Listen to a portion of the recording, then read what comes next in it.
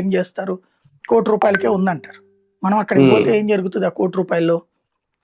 ఈ సిస్టమ్ నడుస్తుంది. ఏది ఉట్టి ఎంటీ.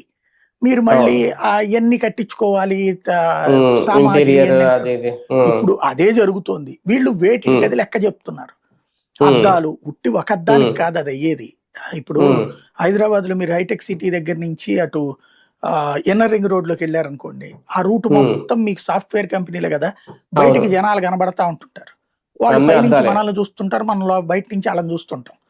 ఆ చూసేవన్నీ ఎట్లాంటి అద్దాలు ఉంటాయి, అట్లాంటిది ఇక్కడ ఉండాలన్నది వాళ్ళ ప్లానింగ్. దానికోసం అయ్యే కాస్ట్. దాని పబ్లిక్ ఎవరు కాదనరు నాకు తెలిసి. అంటే అసెంబ్లీకి అంట కదా ఈ 2,540 కోట్ల అద్దాలు. అట్లాగానే కాదు, టోటల్ గా అక్కడ బిల్డింగ్స్ కడుతున్నారు. దేనికి పెడతారో తెలియదు. అది దాంట్లో పెద్ద పెద్ద బిల్డింగ్ అంటే ట్విన్ టవర్స్ ఏదో అన్నారు కదా, దానికి కడతారు. 39 ఫ్లోర్లు అంటండి ఒక్కొక్క టవర్. అవును, ఒక్కొక్క ఫ్లోర్ లో ఒక మంత్రి గారు ఉంటారేమో చూడాలి. అంటే ఇప్పుడు మంత్రిత్వ శాఖలు ఉంటాయి కదా, ఒక మంత్రి గారికి సంబంధించిన డిపార్ట్మెంట్స్ అన్ని ఒక్కొక్క ఫ్లోర్ కి పెట్టేస్తే సరిపోతుంది కదా. అవును, అది చేస్తారు అనుకుంటా. సార్ ఇవన్నీ కేంద్రం నిధులతోనే కాంట్రాక్టర్లు ఒప్పందం కుదుర్చుకొని అక్కడి నుంచి వీళ్ళు తీసుకుంటున్నారన్న డబ్బులు. అంత సీన్ ఏం లేదండి, ఇక్కడే పిలుస్తున్నారు.